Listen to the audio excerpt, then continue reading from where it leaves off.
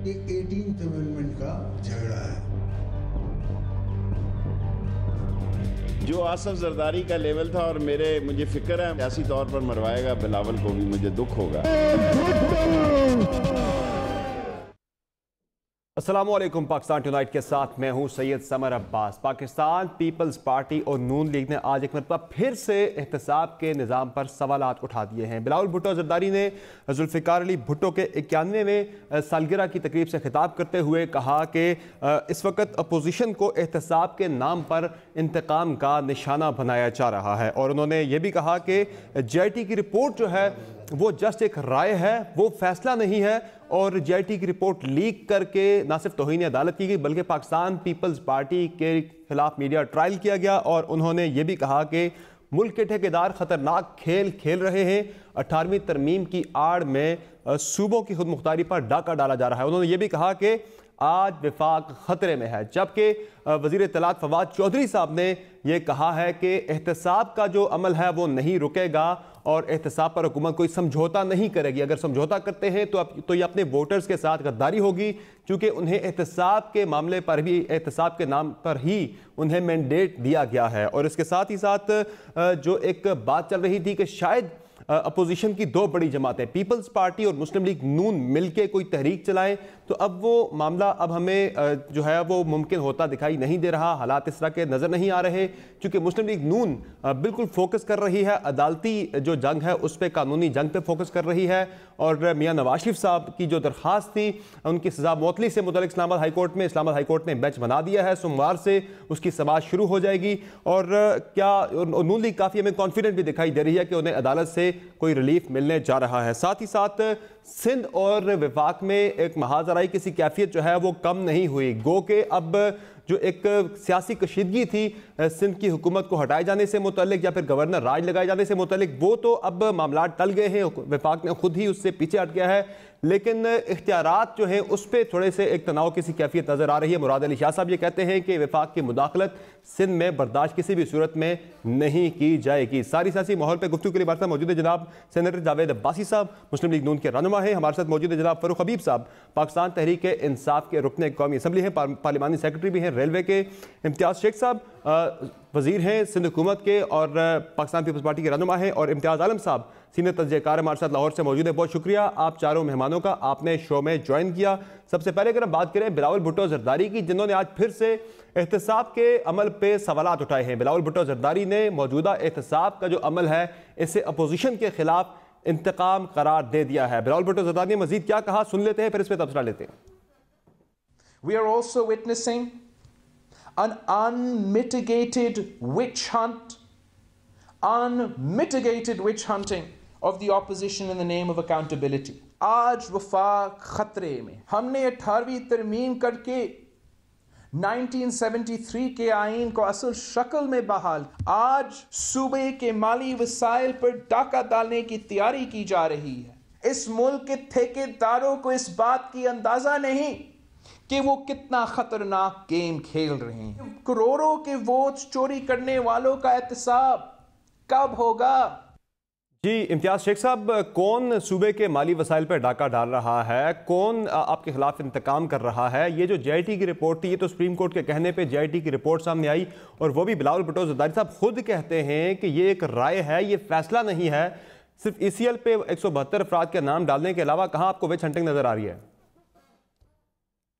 देखिए जी, बिस्मिल्लाहिर्रहमानिर्रहीम। समर साहब, ये जो बिलावल भुट्टो जरदारी साहब कह रहे हैं 100% सही कह रहे हैं। काफ़ी दिनों से इस तरह की चीज़ें पाकिस्तान पीपल्स पार्टी ने उनकी निशानदेही की है कि जो एहतसाब हो रहा है वो मतलब एक सियासी इंतकाम के तौर पे लिया जा रहा है, वो पाकिस्तान पीपल्स पार्टी का है और दूसरी जो अपोजिशन की जमातें हैं, नून है या बाकी लोग हैं, उनके ख़िलाफ़ हो रहा है। वो इसलिए भी हो रहा है कि मतलब ये अपनी नाअहली साबित कर चुके हैं 5 महीने में। PTI के लोग जो हैं वो मतलब कोई डिलीवर भी नहीं कर सके। महंगाई, डॉलर, गैस की शॉर्टेज, लोड शेडिंग, मतलब करेंसी के नोट छाप छाप के अपना ख़र्चा पूरा कर रहे हैं। आज स्टेट बैंक की रिपोर्ट उसमें शामिल हुई है।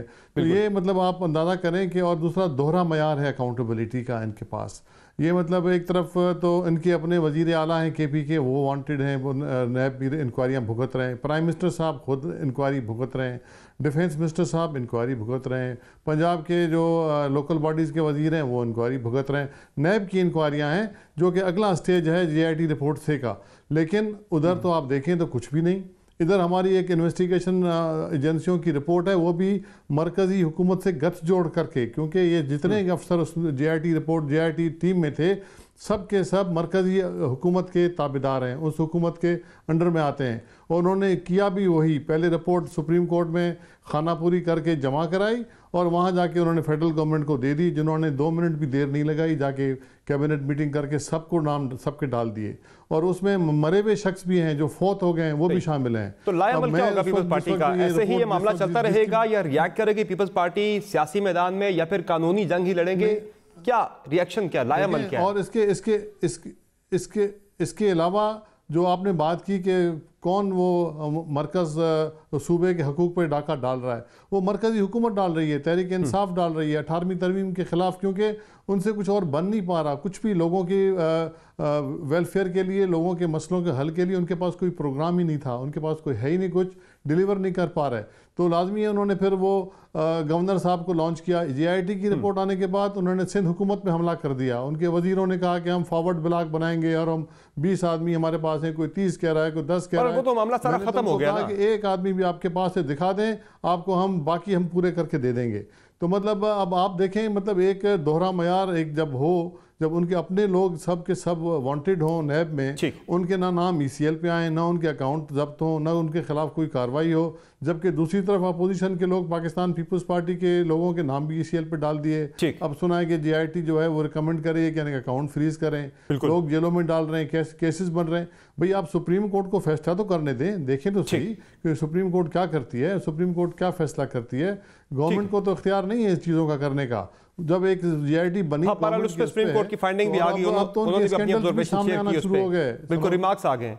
ठीक है, मैं आपकी तरफ दोबारा तो शेख साहब, जावेद भाई साहब, अब जो मामला है सारा एहतसाब का इस वक्त अमल जो हालिया चल रहा है, आज साद रफीक साहब ने भी कहा कि ये इंतकाम है, ये एहतसाब नहीं हो रहा, जबकि ओवरऑल हम नून लीग की तरफ से देखें तो एक इंप्रेशन ये सामने आ रहा है कि आपको कोई कानूनी तौर पे कोई रिलीफ मिलने का इम्कान है। आप काफ़ी कॉन्फिडेंट है कि नवाज शरीफ साहब की सज़ा मुअत्तल हो जाएगी, मंडे से उनके केस की समाअत भी शुरू हो रही है, बेंच बन गया है, सज़ा मुअत्तली से मुतल्लिक़ आपकी जो दरख्वास्त थी उस पर, तो लीगल बैटल ही PMLN लड़ेगी, सियासी किसी किस्म की आप तहरीक नहीं चलाएंगे? बिस्मिल्लाहिर्रहमानिर्रहीम, बहुत शुक्रिया। देखिए, पहले दिन से हम कह रहे थे कि हमारे खिलाफ जो केसेस बनाए जा रहे हैं, ये ख़ास मकसद है इनका, जो उस वक्त बनाए गए जब पाकिस्तान मुस्लिम लीग पाकिस्तान की सबसे बड़ी और पॉपुलर जमात थी, और उन्हें अंदाज़ा था कि अगर 2018 के इलेक्शन में इस तरह का मियाँ नवाज शरीफ साहब को इस तरह खेम से बाहर ना रखा गया तो आने वाले इलेक्शन जीतना मुमकिन ही नहीं था। उसके बावजूद भी इलेक्शन पंजाब में हम जीते हैं, लेकिन हमारे ऊपर केसेस बना दिए गए थे। और हम ये कह रहे थे कि ये केसेस जो हैं, ये जो इमरान खान साहब, इनकी जमात, ये फ़रक हबीब साहब अभी इस पर बहुत बड़ा में लेक्चर ज़रूर सुनाएंगे, ये सारा ज़माने से कह रहे थे कि करप्शन, पैसा लूट के ले गए।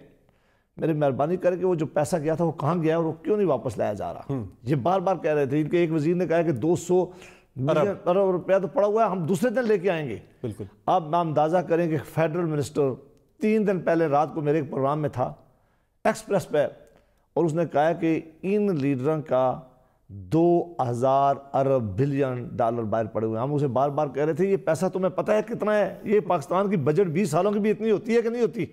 अगर आप ऐसी बातें करेंगे, ऐसे इल्जाम लगाएंगे तो ये एस्टीमेट्स भी नहीं, गेस्टीमेट्स हैं ये जो ये कहा जा रहा है। गेस्टीमेट से भी कोई आगे अगर लफ्ज़ हो जिसको कोई दुनिया की कोई एक बात ये करे तो साबित हो। अच्छा, हमने कहा था कि ये नैब की कोर्ट में तो शायद हमें सजा हो जाए। पहला जो रेफरेंस आया था उसमें उन्होंने कहा कि कोई करप्शन का केस साबित नहीं हुआ, एक में एक्विटल हुआ है अल्हम्दुलिल्लाह, दूसरे में भी प्रिजम्पशन की बेस बनाकर उन्होंने कहा कि, और क्या क्या कि इनके बेटों ने कहा कि एसेट हमारे हैं, बेटे ये एसेट मानते हैं, लेकिन चूंकि हम समझते हैं, बस आप किस तरह समझते हैं कि हम समझते हैं कि पैसा यहाँ से गया होगा, कोई मनी ट्रेल नहीं बता सके, कोई चीज़ साबित नहीं हो सकी, कोई बता नहीं सके कि कहीं से करप्शन हुई है और ये पैसा गया है, किसी से किक बैक लेके ये पैसा गया। आप अपने आप को बेगुनाह साबित नहीं कर सके ना, वो दोनों तरफ से हाई कोर्ट में हम अदालतों के अंदर भी और अदालतों के बाहर भी अपना केस लड़ रहे हैं। बाहर तो लोगों को, पाकिस्तान के बच्चे को पता है, सारी दुनिया को पता है कि ये केसेस क्यों बनाए गए हैं, क्यों बनाए जा रहे हैं, क्यों रखा, ये सब वाकिफ़ है। अदालत के अंदर भी आपने देखा जब पिछला केस आया था, चूँकि ये केस हाई कोर्ट ने सुना है तो मैं इसमें ज़्यादा बात नहीं करूँगा, जो भी केस सब जुडिस से उस पर बात करनी भी नहीं चाहिए, मेरे लिए ठीक भी नहीं है। लेकिन पिछले केसेस का जो जिस तरह हाई कोर्ट ने सवाल उठाए थे, अब हाई कोर्ट में ये पिटिशनें आने दें, इन पिटिशनों को सुनने दें, हमारे वकीलों को जानने दें, और उसके बाद का माहौल देखें।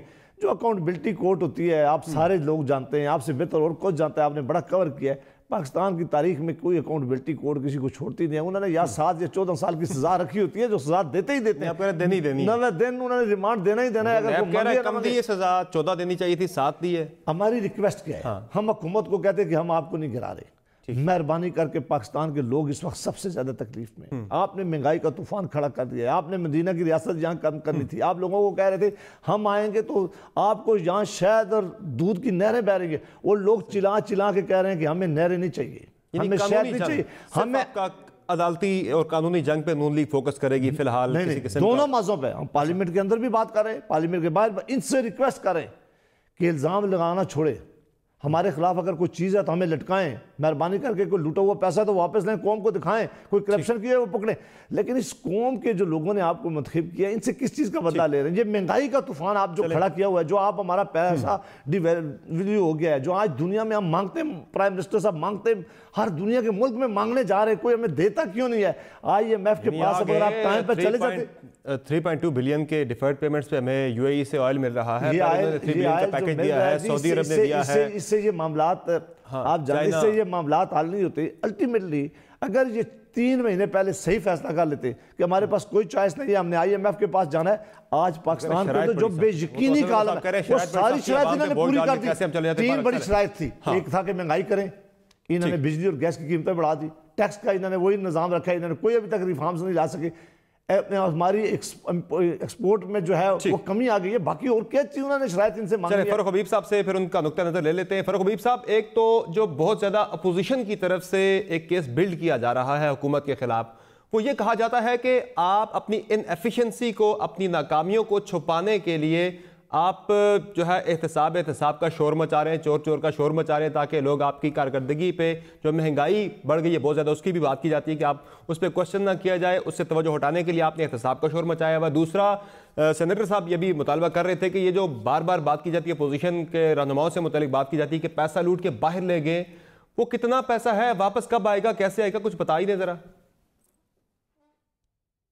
समर साहब, बात यह है कि आप जिस अपोजिशन की बात कर रहे हैं, एक अपोजिशन है जिसे मुझे क्यों निकाला का गम है, एक अपोजिशन है जिसे अब एहतसाब का खौफ पैदा हो गया है JIT की रिपोर्ट आने के बाद, और ये वही अपोजिशन है जो अपोजिशन आपस में एक दूसरे के बाल नोच रहे थे और किसी के साथ इकट्ठे होने के ऊपर ये तैयार किसी मौके के ऊपर नहीं थे। और आपके इल्म में है कि जब जरदारी साहब के दोस्तों के ख़िलाफ़ केसेस शुरू हुए, चाहे डॉक्टर आसिम हो, चाहे वो शर्जील इनाम मेमन हो, उस वक्त जरदारी साहब मियाँ साहब को कहते थे हमारे खिलाफ इंतकामी कार्रवाई कर रहे हैं। अब जब PMLN के खिलाफ शुरू हुए और जरदारी साहब के खिलाफ केसेस शुरू हुए, अब इकट्ठे मिलकर कह रहे हैं हमारे खिलाफ इंतकामी कार्रवाई कर रहे हैं। देखिए, इस मुल्क ने कानून के मुताबिक चलना है, इस मुल्क ने आइन के मुताबिक चलना है। छोड़ें आप इस बात को कि किसके खिलाफ कार्रवाई हो रही है, ये बैठे हैं पीपल्स पार्टी की नुमाइंदगी भी, नून लीग की भी नुमाइंदगी, आए ना जुर्रत करें, पार्लियामेंट के अंदर बिल ले आते हैं, आए फैसला करते हैं। जिसने मुल्क का पैसा लूटा है, जिसके ऊपर पैसा लूटना साबित हो जाता है, जिनको सजा होती है, उनको डी चौक के ऊपर सजाएं मौत देते हैं ताकि इस मुल्क का पैसा लूटने की कोई जरूरत ना करे। ये मजाक छोड़ें, आपने कौम के साथ क्या मजाक लगाया? आप लेके आए जी, आप पूरा सपोर्ट करेंगे, लेके आए बार-बार करके। उन लोगों को डिफेंड कर लेते हैं, सपोर्ट कर रहे हैं, पूरा सपोर्ट करेंगे। गुजारिश सुन लेना, गुजारिश सुन लें। अभी तक एक बिल नहीं लाया आप 5-6 महीने में, तो कब बिल लाएंगे? समर साहब, मुझे बात मुकम्मल कर लेने दें। आपकी राय आई थी उस पे, दोनों तरफ से एंडोर्समेंट आ गई है कि आपके साथ है। जी, मुझे आपकी आवाज़, मुझे जो आपकी आवाज़ है ना, कि बड़ी ब्रेक होकर पहुंचती है, मैं ज़रा दूर बैठा हूं, ज़रा मुझे आप बात कर लें।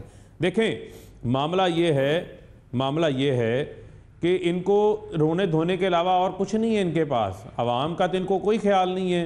ये वही हुकूमतें हैं जो इस मुल्क को जो है कर्ज़ों की दलदल के अंदर दबो के गई हैं। ये वही हुकूमतें हैं जो इस मुल्क को महंगाई की दलदल के अंदर दबो के गई हैं। हमें तो मुल्क क्राइसिस की हालत में मिला है, हमें तो मुल्क की मईशत जो है वो ICU के अंदर मिली है। आज अगर हम मुल्क की मईशियत को ICU से निकाल कर बाहर लेकर आ रहे हैं, उसको बहाल करने की कोशिश कर रहे हैं, मुल्क की बंद सनतें जो पावर लूम्स 40 रुपए किलो, मैं फैसलाबाद में बैठा हूँ, यहाँ पर मुस्लिम लीग नून के दौर के अंदर बिकी हैं, किसी और के दौर में नहीं बिकी। आज उनको हम बहाल करने की जो है वो कोशिश कर रहे हैं। आज आपकी FBR के अंदर 3 लाख नए टैक्स फाइलर्स आ गए हैं। आज आपके दोस्त ममालिक पाकिस्तान की मदद को आगे आ रहे हैं जो इनसे मुंह फेर के बैठे हुए थे। आज मैं समझता हूं कि पाकिस्तान के सुनहरे दौर का आगाज हो रहा है। आज वो लोग जो बेचारे फुटपाथों पे बेयारो मददगार आसरा सोते थे, आज रियासत उनकी जिम्मेदारी ले रही है, उनको लिए शेल्टर होम्स बना रहे हैं, इंसाफ सेहत कार्ड लेकर आ रहे हैं, 50 लाख घर बना रहे हैं। खुदारा हमें ये काम आप करने दें। और ये जो आपने जिन्होंने मुल्क का पैसा लूटा है, चाहे वो जरदारी हो चाहे वो नवाज शरीफ हो, उन्होंने अपने मंतकी अंजाम तक पहुंचना है। मैं तो इनको ये कहता हूं कि अपने अंदर इतनी जुर्रत पैदा करें, कहें कि इनकी लीडरशिप ने जो है वो चोरी की है, इन्होंने मुल्क का पैसा लूटा है, उस बात को ये माने। और बार बार 18वीं तरमीम की बात करते हैं। 18वीं तरमीम के अंदर आपने, मैं समझता हूं कि सूबों को जो खुद मुख्तारी है, किसी को सूबों की खुद मुख्तारी के ऊपर कोई एतराज़ नहीं है। मुझे ये बताएं कि 18th अमेंडमेंट के अंदर आपने क्या किया कि पंजाब की जो टेक्सटाइल इंडस्ट्री है, जो पंजाब की इंडस्ट्री थी, उनके लिए गैस का कीमत कुछ कर दी, सिंध के लिए कुछ कर दिया आपने पकड़ के, सिर्फ मियाँ साहब को तीसरी बार वज़ीर आज़म बनाने की शर्त के ऊपर। और मैं समझता हूँ कि 18वीं तरमीम का रोना नहीं रोना चाहिए। और बच्चा बच्चा इस बात को जानता है कि पीपल्स पार्टी की लीडरशिप ने भी चोरी की है, नवाज शरीफ ने भी चोरी की है। और इसहाक डार जो कहते हैं जो तजवीज़ आपने दी है फरूख हबीब साहब के बिल ले आए, दोनों अपोजिशन की जवाब दे, एहतसाब के मामले में अब्बासी के जहाज में बैठ के फरार कराया गया था इसहाक डार को। क्या आप चाहते हैं अब जरदारी भी फरार हो जाए, जिन्होंने मुल्क का पैसा लूटा है वो भी फरार हो जाए? चले फरूख हबीब साहब, जो आपने तजवीज़ दी है कि पार्लियामेंट में बिल ले आए, पीपल्स पार्टी नून लीग जो है एहतसाब के मामले पे, इम्तियाज शेख साहब उस पर रिस्पॉन्ड करना चाह रहे हैं। जी इम्तियाज शेख साहब रिस्पॉन्ड करूंगा जी। सबसे पहले तो जो सवाल आपने किया उसका तो जवाब उन्होंने दिया ही नहीं, क्योंकि इनके पास जवाब है ही नहीं। ये सिर्फ एक ही रट लगाते रहते हैं कि एहतसाब भाई एहतसाब करो, लेकिन सबका बराबरी के साथ करो। ठीक है, मैंने आपको पहले नाम गिनवा दिए जो इनके वजीर आला, इनके वजीर आजम साहब नैब में इंक्वायरियाँ भुगत रहे हैं, उनका तो कुछ नहीं है। बाकियों पर सख्ती है, बाकी जेल में जा रहे हैं, बाकियों पर मतलब ECL लग रहा है, बाकियों का आप अकाउंट फ्रीज कर रहे हैं, तो अपने साथ भी तो करें ना। और अभी दूसरी बात उन्होंने जो बात की कि पीपल्स पार्टी के लोग भाग गए, पीपल्स पार्टी कभी नहीं भागी एहतसाब से। हमने जनाब फांसियाँ खाई हैं इधर, और हम भागने वाले लोग नहीं हैं, हम यू टर्न वाले लोग नहीं हैं कि हम भाग जाएं, हम इधर ही होंगे। आपने कहा फांसी खाई, आप तो शहीद से काफिली के सीनियर वजीर थे, आज आप पीपल्स पार्टी में आ गए, पीपल्स पार्टी का दुख आपको जाग गया है। मैं पीपल्स पार्टी में हूँ ना, पीपल्स पार्टी में वोट लेकर आया हूँ, जीत कर आया हूँ मैं। आप तो पीपल्स पार्टी में कितने लोग हैं जब काफिली के अंदर छोड़ के अंदर आ गए? आपके लोग भी काफ लीग वाले आपके पास भी बैठे हैं। आज आपको भुट्टो का फलसफा याद आ गया, हमसे ज्यादा आप लोगों के पास बैठे हैं। एक साहब आज आपको भुट्टो का फलसफा याद आ गया, उस वक्त आपको मुशर्रफ का मुक्का याद था। हम शुरू से पीपल्स पार्टी के थे, हम शुरू से, आपको तो नहीं पता हमारी बैकग्राउंड का, हिस्ट्री का, आप शिकारपुर के लोगों से पूछें। ठीक है, लेकिन काफ लीग के ज़्यादा से ज़्यादा लोग तो आपके पास हैं, जनरल मुशर्रफ के लोग तो आपके पास बैठे हैं। अभी आप इस तरह की किस तरह की बात करते हैं? ठीक है ना, आपके पास जो लोग हैं मतलब सब आपके पार्टी में आ गए, जो भी जिनके केसेस थे, ड्राई क्लीन की फैक्ट्री लगी इलेक्शन से पहले, जो जिसका भी कोई केस था वो आपकी तरफ आया तो वो क्लीन हो गया, वो मिस्टर क्लीन हो के इलेक्शन लड़ा। ऐसे थोड़ी होता है। मतलब ये तो आप मतलब मैं तो इलेक्शन लड़के आया हूँ ना जी, पीपल्स पार्टी के टिकट्स पे लड़के आया हूँ मैं, मतलब कोई। और जब मैंने पीपल्स पार्टी ज्वाइन की थी तो मैंने इस्तीफा दिया था, मैं दोबारा बाई इलेक्शन करके जीता था मैं। मतलब ये तो ऐसा नहीं है कि मैं सिर्फ लोटा बन के मैंने पार्टी ज्वाइन कर ली थी, पार्टी काफ लीग छोड़ी थी। मैं फंक्शन लीग में था, छोड़ के दोबारा पीपल्स पार्टी के टिकट पे इलेक्शन लड़ा था, बाई इलेक्शन। अब दोबारा फिर पीपल्स पार्टी से मैं उसमें टिकट लेकर मैं इलेक्शन जीत कर आया हूँ। तो जरदारी साहब के बारे में आपने बात की, तो जरदारी साहब भागने वाले नहीं हैं। 11 साल पहले वो जेल में रह चुके हैं, उन्होंने बड़ी जवामर्दी के साथ मुकाबला किया। आप साबित उस वक्त भी कुछ नहीं कर सके, अभी भी आपके पास कोई जवाब नहीं है। जो जवाब आपसे सवाल पूछते हैं तो आप एक ही बात का जवाब देते हैं। अभी जो आपके पास जो करप्शन के स्कैंडल अभी 4 महीने में आपने पैदा कर दिया, इतना सबसे बड़ा 300 अरब 350 अरब का स्कैंडल, उसका तो जवाब देना, उसका तो मतलब आप उसका तो हिसाब किताब दें।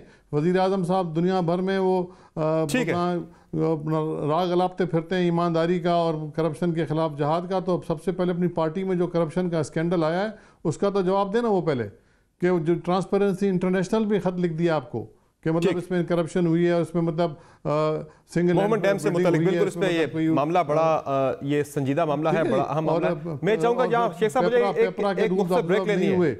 शेख साहब मैं माजूद था, मुझे मुख्तसर ब्रेक लेनी है। ब्रेक के बाद वापस आएंगे तो गुफ्तगू को यहीं से आगे कंटिन्यू करेंगे। साथ ही साथ हम ये सवाल भी सामने रखेंगे कि शेख रशीद साहब कहते हैं कि मार्च से पहले झाड़ू फिरने वाला है, जबकि आज मुशाहिदुल्लाह खान साहब ने कहा कि ये झाड़ू अपोजिशन पे नहीं बल्कि उनकी अपनी ही हुकूमत या पार्टी के लोगों पे फिरने वाला। तो ये झाड़ू मार्च से पहले किसके खिलाफ फिरने जा रहा है? बात होगी छोटे से ब्रेक के बाद। हमारे साथ रहिएगा।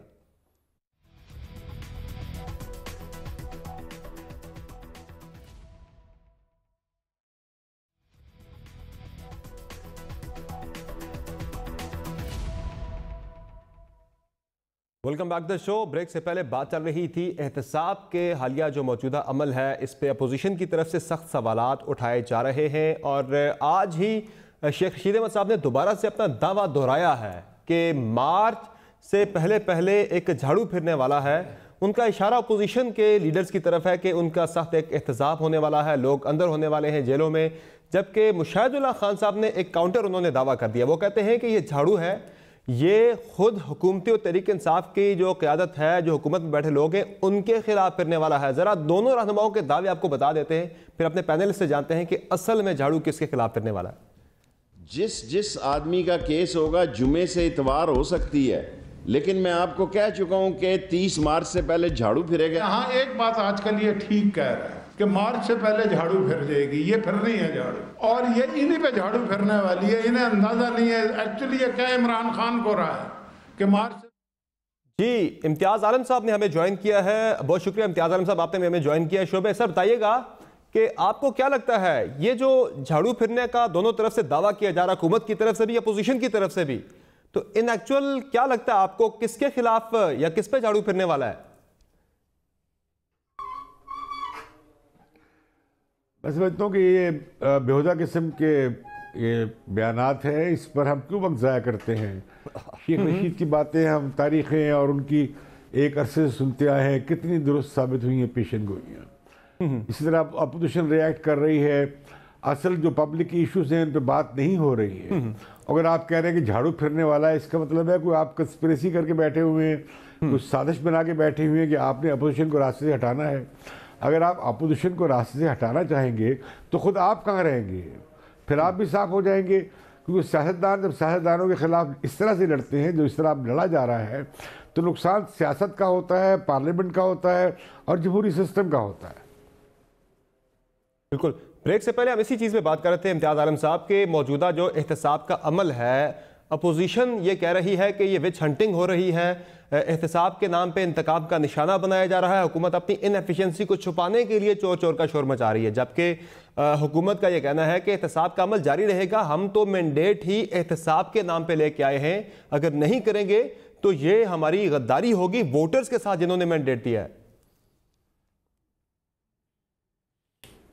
देखिए, ये मुतसब नहीं है, हुकूमत मुतसब नहीं होती, बल्कि हुकूमत का तो एहतसाब किया जाता है। और अपोजिशन और मीडिया और शहरी सवाल पूछती हैं हुकूमत से कि आपने ये वादे किए, आपने ये प्रोग्राम दिया, आपने ये एजेंडा दिया, उस पर आपकी क्या परफॉर्मेंस है, आपकी क्या कारकर्दगी है। यहाँ अजीब रवाज है कि हुकूमत कह रही है कि हमने नहीं छोड़ना है। भाई, अगर एहतसाब होना है तो एहतसाब का इदारा मौजूद है, उसे और बाकी एजेंसीज मौजूद हैं, अदालतें मौजूद हैं, उन्हें मुल्की कानून के तहत और नैब के कानून के तहत जो भी है उसके तहत वो कार्रवाई करे। इसका हुकूमत से क्या ताल्लुक़ है?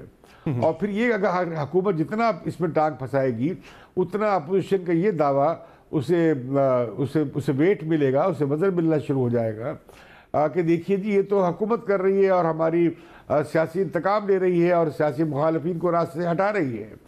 अगर तहरीक इंसाफ का ये जैसे कि था उनका ये एजेंडा कि हम करप्शन के ख़िलाफ़ ये काम करेंगे और एहतसाब करेंगे करप्ट लोगों का, अगर तो उनका ये दावा में वो संजीदा है तो उन्हें चाहिए कि वो इसमें टांग ना अड़ाएं और ये नज़र आए और होना भी चाहिए कि वो इंसाफ के साथ ऐसा हो रहा है।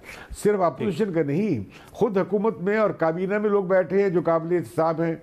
अब जब लोग देखेंगे कि जी अच्छा, उन्हें सिर्फ बुलाया जाता है और मीटिंग के बाद और इंटरव्यू के बाद वापस चले जाते हैं खैर आफियत से, और अपोजिशन के खिलाफ के लोगों के खिलाफ कोई दरख्वास्त होती है तो उन्हें गिरफ्तार कर लिया जाता है और रिमांड पे रिमांड हो रहे होते हैं। तो ये जो इससे तासुर बन रहा है कि उससे खुद जो अच्छा मकसद है एहतसाब का वो भी फौत होता नजर आ रहा है। ठीक ठीक। जावेद अब्बासी साहब, एक तो आप पिछले सेगमेंट में आप रिस्पॉन्ड करना चाहते थे जो डिस्कशन चल रही थी, साथ ही साथ जो आज मुशाहिदुल्लाह खान साहब ने दावा किया है, बड़े उन्होंने एतमाद के साथ दावा किया है कि ये झाड़ू अपोजिशन के लोगों पे नहीं बल्कि हुकूमत पे फिरने जा रहा है, वो खान साहब को शेख साहब एड्रेस कर रहे हैं। ये कैसे आपको लग रहा है, क्यों इतने कॉन्फिडेंट है? ये तो फिर वो लोग जो एक बात करते हैं, परसेप्शन है, कोई NRO की, कोई डील की, इस तरह की बातें भी दावे हो रहे हैं, तो ये तो फिर उनको तकलीफ मिलेगी। अच्छी बात इम्तियाज़ आलम साहब ने कही है कि अब वक्त आ गया कि हम अगर इनको डिस्कस करना, अब शेख रशीद की गुफ्तगू को हम टॉक शो में आपके डिस्कस दो सीनियर रहनुमाओं ने, मुशाहिदुल्लाह खान साहब ने, राना सनाउल्लाह साहब ने बैठ के पूरी प्रेस कॉन्फ्रेंस की है शेख साहब की प्रेस कॉन्फ्रेंस के रद्द-ए-अमल में जवाब दिया। देखें, हाँ, मैं जो बात कह रहा था मैं उस पर दोबारा आता हूँ कि तहरीक इंसाफ ने इस कौम से वादे किए थे। तहरीक इंसाफ ने कहा था पाकिस्तान पीपल्स पार्टी मुस्लिम लीग नून बुरी है, ये करप्ट है, ये चोर है। अभी तक हमें कहते हैं इन्होंने मुफ्त तबाह कर दिया, हम आएंगे इस मुल्क को ठीक करेंगे, और ख़ुद 90 डेज का टाइम दिया इमरान खान साहब ने। हम इन्हें कह रहे हैं कि जो मदीना की रियासत आप कायम करने के लिए आए थे, जो लोगों ने आपसे वादे किए थे, जो लोगों को आपने सब्ज़ बाग दिखाए थे, आज पाकिस्तान की इकानमी डूब रही है। जितनी तेज़ी से पाकिस्तान की इकानमी इस वक्त नीचे जा रही है, काश आप हमारे साथ जो मुस्लिम लीग नून के आखिरी दिन से उससे आज मुवाजना कर लें। हम नहीं कहते पिछले 20 साल से मुवाजना कर लें, अगर इकानमी उससे बेहतर पोजीशन होती है। आज स्टॉक एक्सचेंज जब हमने छोड़ी है 54,000 पॉइंट, आपने देखा है दुनिया में चौथे नंबर पर सबसे बेहतर उस वक्त स्टॉक एक्सचेंज जो है वो काम कर रही थी, और सारी दुनिया कह रही थी। 27 अरब के करीब हमने उस वक्त फॉरेन रिजर्व जो है वो छोड़ के गए थे।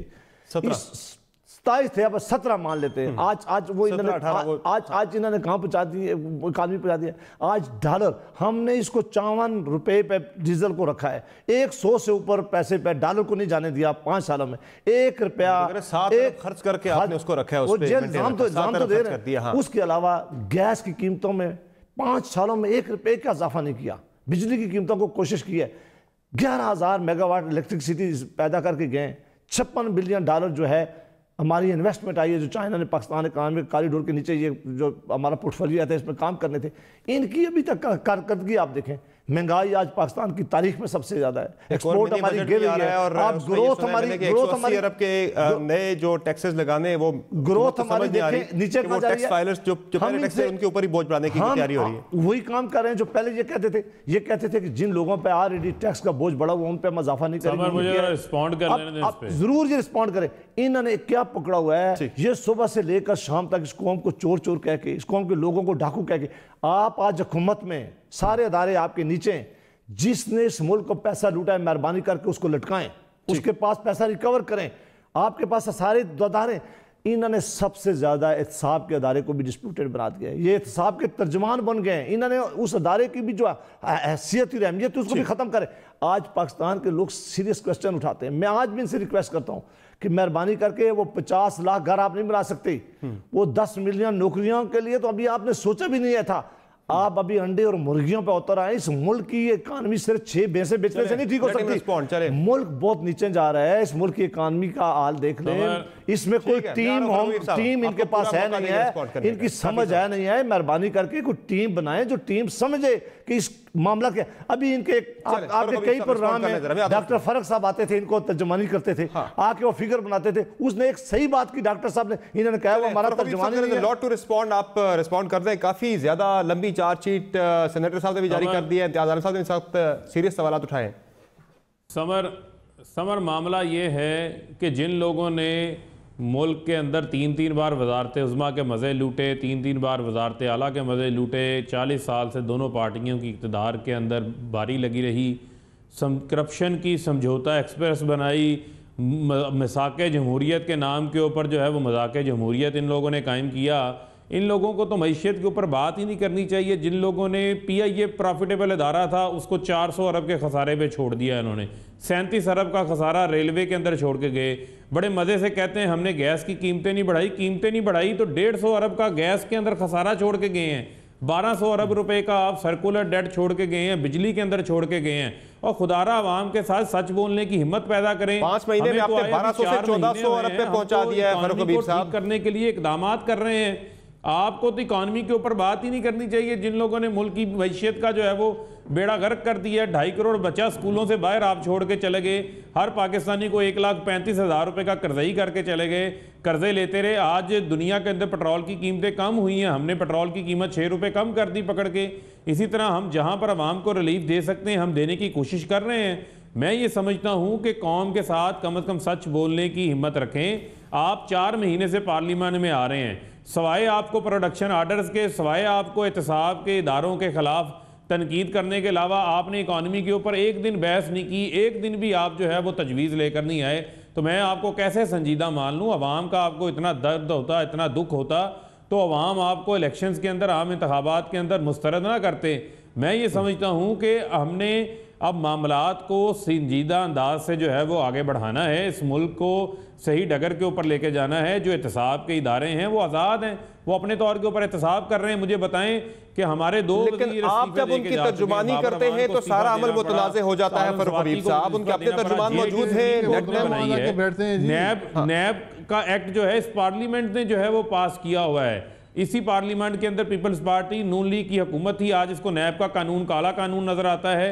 ये अजीब मंतक है कि पाकिस्तान का गरीब आदमी है, उसकी तो 2 रुपए की लॉटरी नहीं निकलती, 7 रफीक के अरबों रुपए के प्राइस बॉन्ड निकलते रहे। कौम को बेवकूफ़ बनाना बंद करें। यहाँ पर तो जो है वो अली बाबा 40 चोर सारे मुल्क को लूटने लगे हुए थे। अंधेड़ नगरी चौपर राज आप लोगों ने कायम किया हुआ था।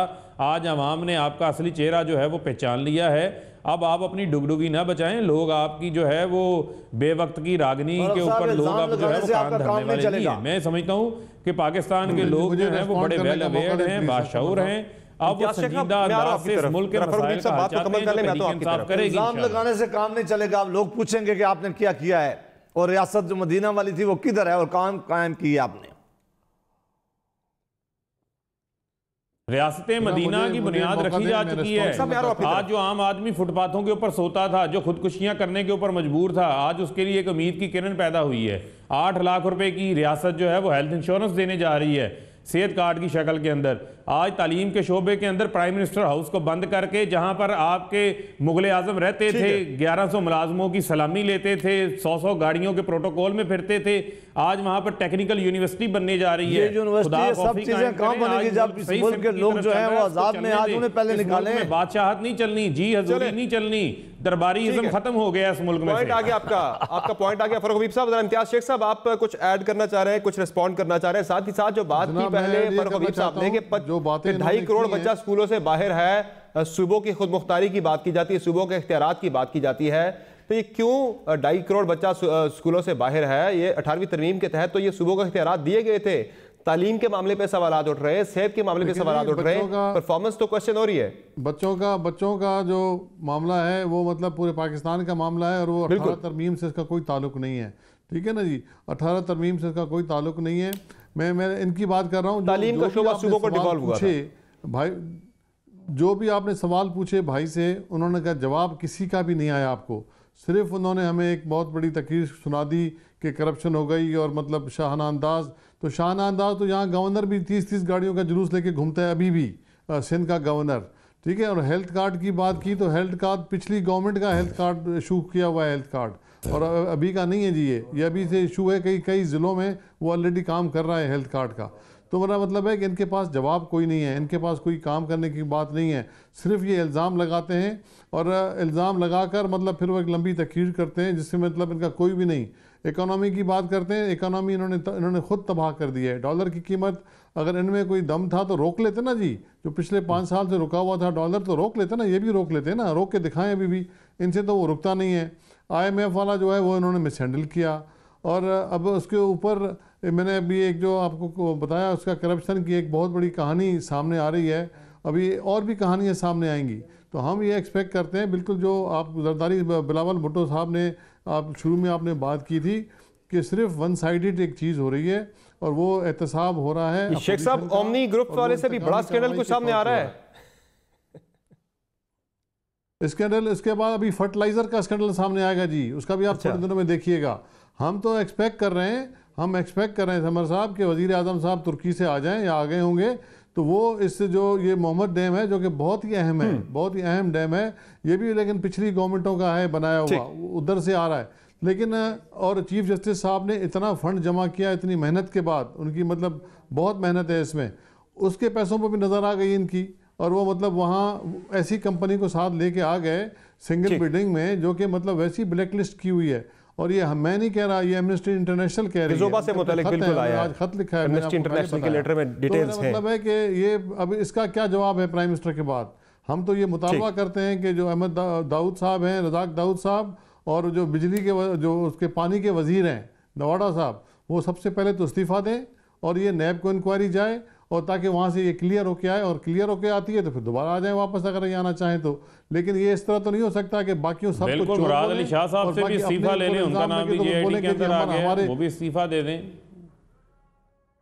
कौन? जेआईटी के जेआईटी है ना जनाब, जेआईटी ये तो आप मुतालबा कर रहे हैं ना, जेआईटी और क्लियर होके वापस आ जाए। केपी के वजीर आला का जो नाम आया हुआ है, इम्तियाज शेख साहब बड़े अच्छे लगते हैं, मैं कहता हूं पीपल्स पार्टी इनको वजीर आला बना दे उस वक्त तक जब तक जो है वो मुराद अली शाह साहब के ऊपर केसेस चल रहे हैं। तो मतलब इस तरह तो नाम आप लोगों के बड़ी अच्छी कैपेसिटी है, ये अच्छी तरह चला लेंगे करना है तो मतलब पुराने आदमी है, समझते हैं मामलात को। चले ठीक है, ना कि वन वे एक तरफ से एहतसाब तो जो है ना किसी तरीके से। शेख साहब आप आ जाए ना, वजीर आला मुराद अली शाह साहब को अरेस्ट करवाएं ना, चले क्लियर हो जाए ना। चले मुराद अली शाह साहब को इत्मीनान हासिल है, वहाँ के जो पार्लियामानी पार्टी पार्टी की वो बैठे हैं, पार्टी की आदत का इत्मीनान भी हासिल है फरमानी साहब। चले हम सुप्रीम कोर्ट में तो आने देना, ये आप लोग मिले हुए हैं, आपके वजीर जो हैं, जो एहतसाब के जो वजीर आपने एडवाइज़र बनाए हुए हैं, वो एहतसाबी इदारों के दफ्तरों में घंटे घंटे जाके बैठ रहे हैं। ये क्या है भाई?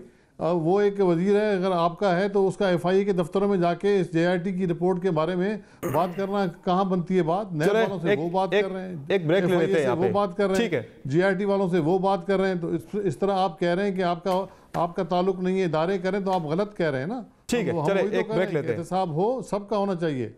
ठीक है शेख साहब, आपका जवाब आ गया, अब वो एहतसाब सबका होना चाहिए, इम्तियाज शेख साहब का जवाब आ गया है। नाज़रीन एक ब्रेक लेते हैं, ब्रेक के बाद डिस्कशन आगे बढ़ाएंगे, हमारे साथ रहिएगा।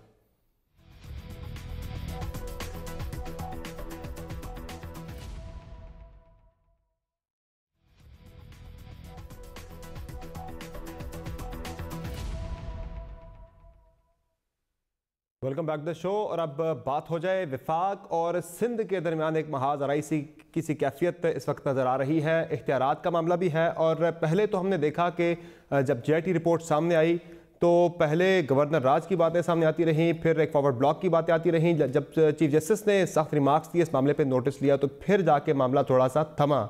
लेकिन अब विफाकी जो प्रोजेक्ट्स हैं सिंध के अंदर, उनकी निगरानी के लिए एक कमेटी बनाई गई है वफाक की तरफ से, जिसमें गवर्नर सिंध है, कुछ एमक्यूएम के रहनुमा शामिल हैं। वहाँ की जो सूबाई हुकूमत है उसे बिल्कुल उसमें शामिल नहीं किया गया, उससे अलग बाहर से ये प्रोजेक्ट सारे किए जाएंगे। फवाद चौधरी साहब कहते हैं कि उन्हें शामिल नहीं करेंगे चूँकि उन्होंने पहले करप्शन की है, ये फंड्स भी ओमनी ग्रुप के अकाउंट्स में जा सकते हैं। तो क्या कहेंगे इस पर इम्तियाज आलम साहब? जो महाज आराई का सा मामला है, मुराद अली शाह साहब कहते हैं कि विफाक की तरफ से किसी किस्म की मुदाखलत सिंध के अंदर हम बर्दाश्त नहीं करेंगे। फिलहाल हुकूमत की तब्दीली का मामला तो टल गया है, लेकिन सियासी कशीदगी जो है वो थमने का नाम नहीं ले रही। भाई देखिए, ये 18वीं तरमीम के ख़िलाफ़ है, ये आइन के ख़िलाफ़ है। आप किसी सूबे में जो काम करेंगे आप सूबाई हुकूमत के ज़रिए करेंगे। आप एक ऐसी महाजराई कर रहे हैं कि पाकिस्तान के वफाक पे उसके बड़े मुज़र असरात मुरतब होंगे। आप ये नहीं कर सकते कि सूबाई मामलात में मुदाखलत करें और मरकज़ जो है सूबे के एरियाज़ में या इख्तियार और दायरा अमल में मुदाखलत करें। आपको अगर दिलचस्पी है कि आपने सिंध के लिए कुछ अच्छा काम करना है तो आप उस मनसूबे में कोई ग्रांट, जो फेडरल गवर्नमेंट की ग्रांट्स होती हैं और मनसूबे होते हैं, उसमें सूबाई हुकूमत को एंगेज करें। ठप्पा आप ही का होगा, तख्ती लगेगी कि इमरान खान ने उसका इफ्तिताह किया था। तो मैं समझता हूँ कि ये जो इस वक्त रविश चल रही है वो वफाक के लिए ठीक नहीं है। 3 सूबे जो हैं वो रिमोट कंट्रोल से चल रहे हैं या प्रॉक्सी से चल रहे हैं, और चौथे के ख़िलाफ़ आप कभी बात करते हैं गवर्नर राज की, कभी आप कहते हैं कि हमने एक कमेटी बना दी है गवर्नर के पास कोई इख्तियार ही नहीं है। गवर्नर तो सूबे में बगैर चीफ मिनिस्टर की इजाज़त के मूव भी नहीं कर सकता, ठीक, अगर देखा जाए तो आईनी तौर पे। और अगर मरकजी हुकूमत वहाँ पे कुछ करना भी चाहे, अगर सुबह रोक दे तो मरकजी हुकूमत कुछ नहीं कर सकती। ठीक है, ठीक है। मैं समझता हूँ कि ये कोई ठीक रविश नहीं है। ठीक है, ठीक है, जवाब आपका आ गया इम्तियाज़ आलम साहब। सेनेटर साहब, आप कंक्लूड कीजिएगा एक मिनट के अंदर कि अब वे फॉरवर्ड क्या है। जिस तरह की हम एक महाज आराई की सी कैफियत देख रहे हैं, वफाक सिंध की, ओवरऑल अपोजिशन की और गवर्नमेंट की, इसमें मुल्क कैसे आगे बढ़ेगा?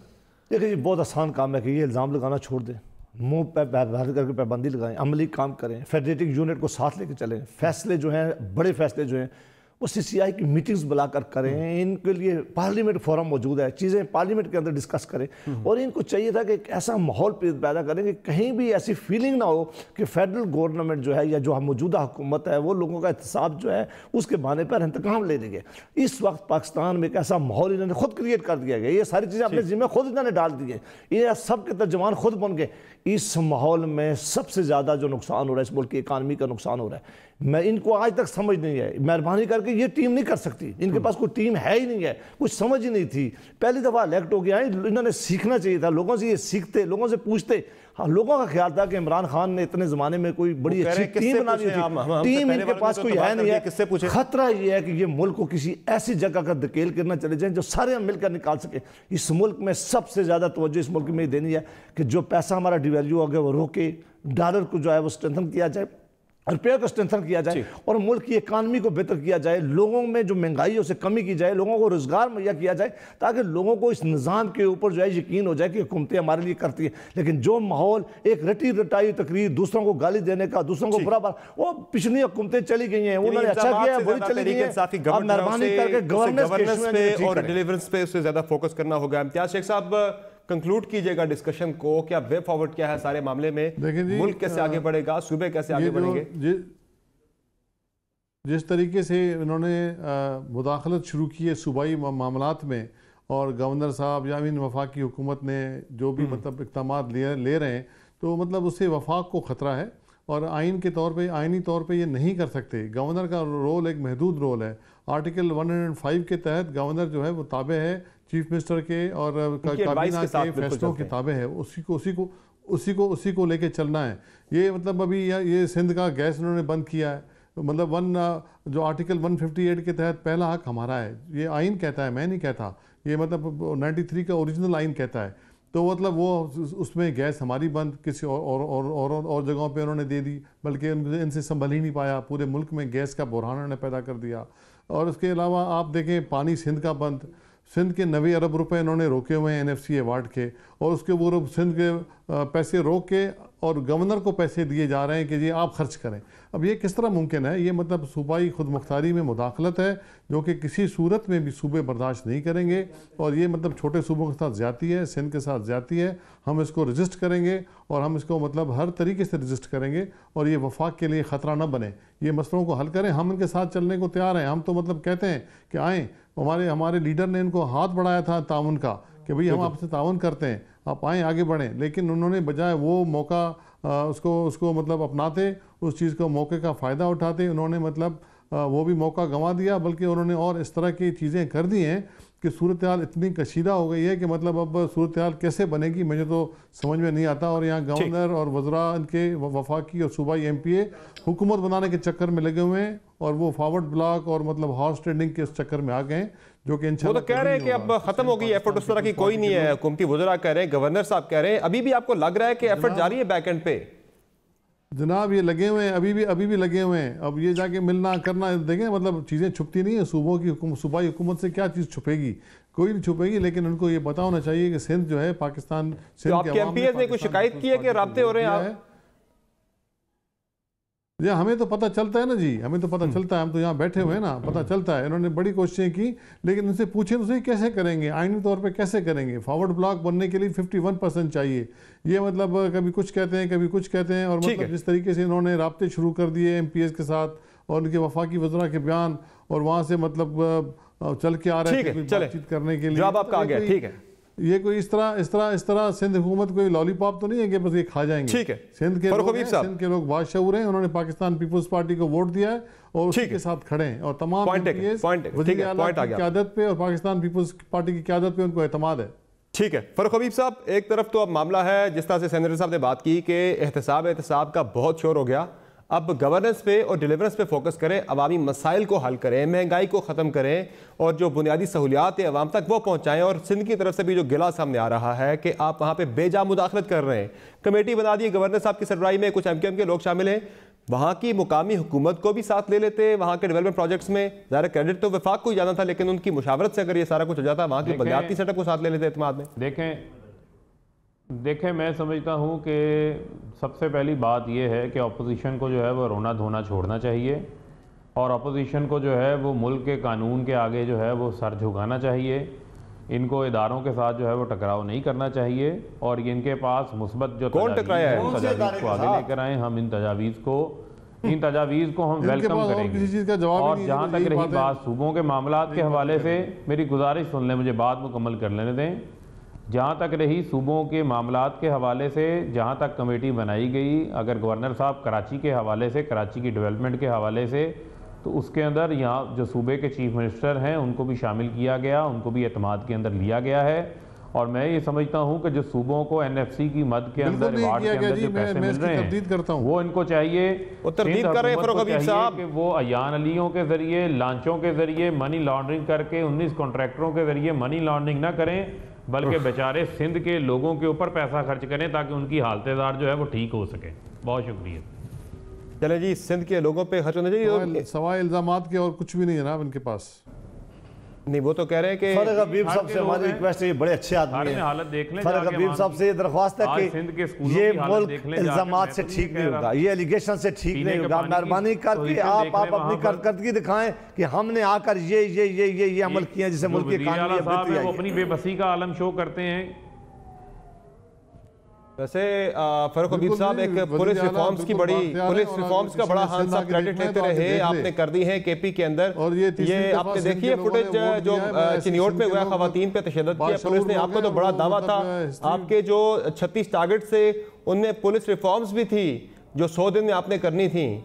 वो तो जो दुरानी साहब हैं वो साइड पे होकर बैठ के पुलिस रिफॉर्म्स का मामला तो हमें खटाई में पड़ता दिखाई दे रहा है, कुछ हुआ नहीं है।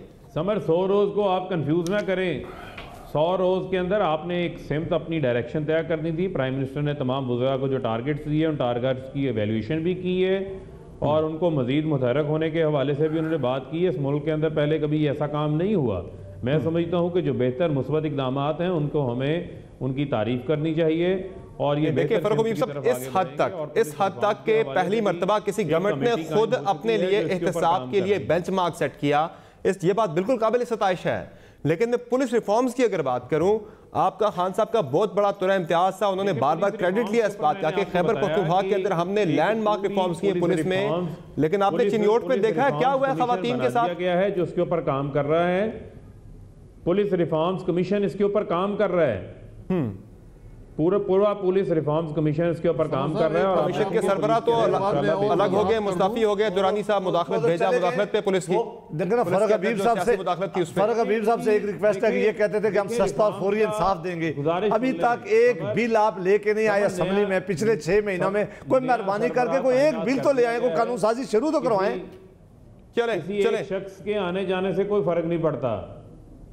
देखें किसी एक शख्स के आने जाने एक चीज का मैं वजाहत कर दूं, ये जो बात कर रहे हैं ना वफाकी वज़रा की कि उन्होंने यहाँ पर पाकिस्तान के अंदर बहुत बड़े पुरानी गवर्नमेंट में नवाज शरीफ साहब ये कारकर्दगी की रिपोर्ट दे चुके थे अपनी काबिनेट से। यहाँ पर जिसके नाम के आगे शरीफ लगा होगा उसी को ओहदा मिलेगा, जो दरबारी मिलेगी। यहाँ पर काबिल लोग काबिलियत की बुनियाद पर। चले ठीक है, इम्तियाज आलम साहब 1 मिनट में कंक्लूड कीजिएगा कि वे फॉरवर्ड क्या है सारी सूरत हाल में। ये सियासी महाजराई आपने देख ली कि अभी भी जो डिस्कशन थी वो वे फॉरवर्ड पे थी, लेकिन वो भी लड़ाई की नजर हो गई, क्या कहेंगे?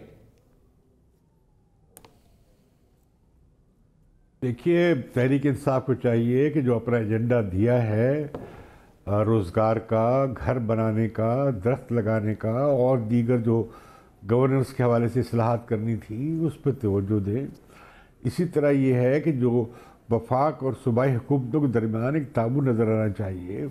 और तीसरी तरफ पार्लियामेंट में अब तक एक बिल नहीं आया, एक कानून का मसवदा नहीं आया। अगर आप इसी तरह जूतम पेजार में मसरूफ़ रहेंगे तो पार्लियामेंट तो पैरालाइज हो गई है। तो आप क्या करना चाह रहे हैं इस पूरे जमहूरी सेटअप के साथ? मैं समझता हूँ कि आपको आगे बढ़ने के लिए एक मावनत का रवैया अख्तियार करना चाहिए, साथ लेकर चलने का रवैया अख्तियार करना चाहिए ताकि सिस्टम आगे चल सके। ठीक है, सिस्टम को आगे चलाने के लिए हुकूमत को थोड़ा सा ज़रा फराखदिली का मुजाहरा करना होगा, सबको साथ लेके चलना होगा, अपोजिशन की जमातों को भी और सूबों को भी, ताकि वफाक पर जो ख़तरात मंडलाने की बातें, जो तहफ़्फ़ुज़ात खदशात का इजहार किया जा रहा है, वो खदशात टल जाएँ और पाकिस्तान एक मजबूत वफाक की हैसियत से सामने आए और जो सूबे हैं वो भी उनको अपने इख्तियारात दिए जाएँ। आज के शो में इतना ही। बहुत शुक्रिया तमाम मेहमानों का आपने शो में ज्वाइन किया। नाजरीन, फीडबैक जरूर दीजिएगा। इजाज़त दीजिए, अल्लाह हाफ़िज़।